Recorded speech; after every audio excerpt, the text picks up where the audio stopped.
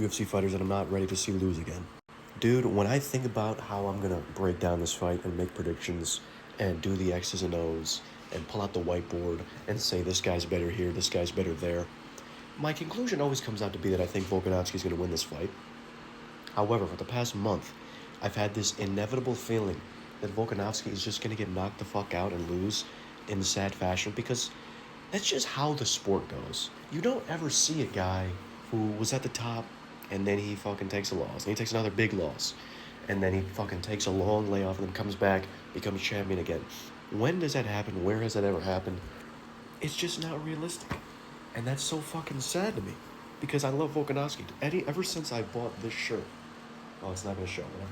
Ever since I bought this Volkanovski shirt, he actually won UFC 290, but then UFC 294 gets knocked the fuck out. UFC 298 gets knocked the fuck out.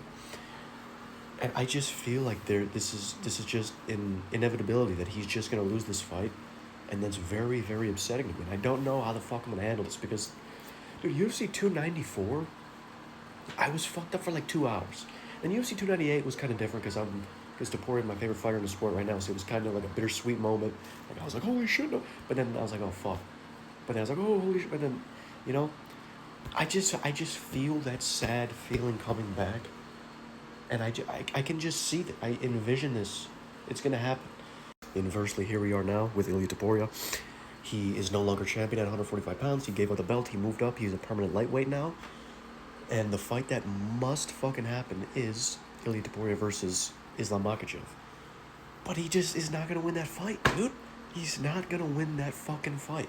And and even if he fights fucking Charles Oliveira, he fights Arman Sarukian, and he loses that fight, dude, what the fuck am I gonna say? Because this dude is talking so much shit, changing the nickname. Oh, I deserve a shot.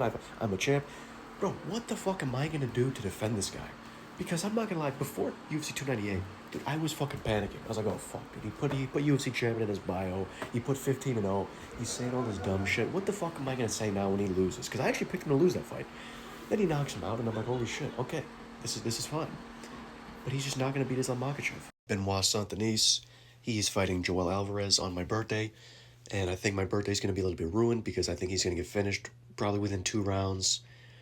And then I'm going to have to come to the defense. I'm like, I don't know what the fuck I'm going to say. When people say, why the fuck was this guy ever ranked? Oh my god, he got fast-tracked, he got this, and that. I will have no defense for this, and I'm just going to have to suffer a third BSD loss in a row.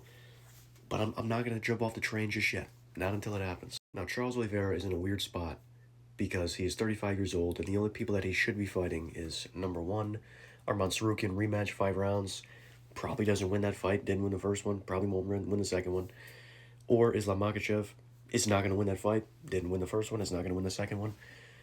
So people are also saying Max Holloway. Dude, Max Holloway has the chance to fucking put this guy's lights out. And, dude, it's just a bad day in America and Brazil and many other countries when Charles Oliveira loses. So I don't know what I'm going to do if that happens. Kamaru Usman. Now, honestly, if he never fought again, I would be completely fine with that. Even the fact that he didn't end on a win.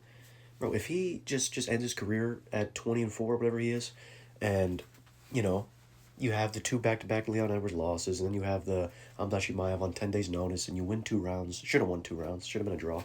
I would be fine with that's how your career ends, but I mean, if you go in, you fight fucking Joaquin Buckley, you get pieced up. If you fight fucking the winner of Ian Gary, Carlos Prates, like, bro, I don't like his odds. He's 38, I believe.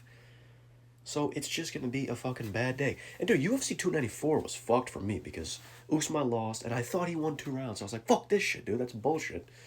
And then Volkanovski got knocked out too. So I was like, well, bro, this is just terrible. Like, both the guys that stepped up on 10 days' notice got L's on their record. And we have not seen Kamaru Usman win a fucking fight since, like, 2021. Which is crazy to think about. Nobody even says this. Dude, if Yuri Prochazka loses his next fight, I really don't know what I'll do. I think I'll need to move coasts. I'll need to move to the West Coast or something. And, I'll need to move to Washington, live in the mountains for, like, a month to just cleanse my mind and then go back into civilization. Because I don't know what I'll do. I've already suffered back-to-back KO losses for Yuri Prochazka.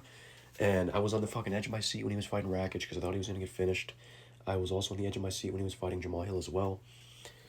And he's also in a weird spot where, I mean, well, I guess Alex is not the champion anymore.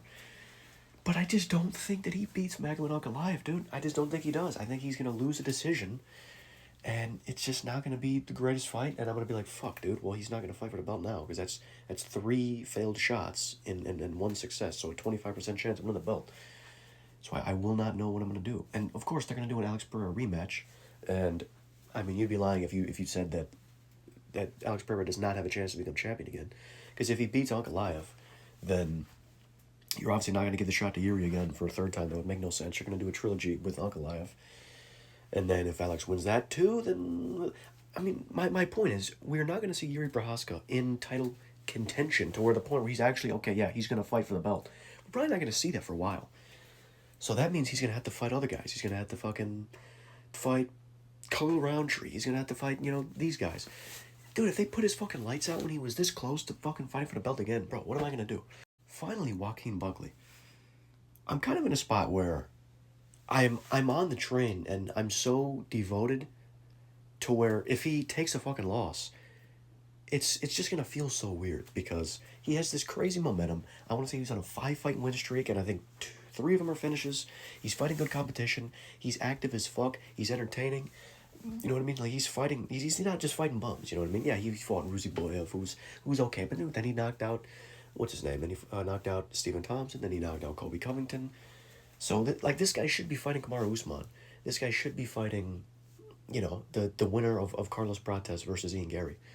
So if he loses this fight after fucking getting this close, and bro, it's just gonna be so upsetting because you go from a point where he was at 185, he was like a win 2 lose 1, he couldn't break through, he wasn't big enough for the division. And then he moves down to 170, and then he has some success, but then he starts to go crazy.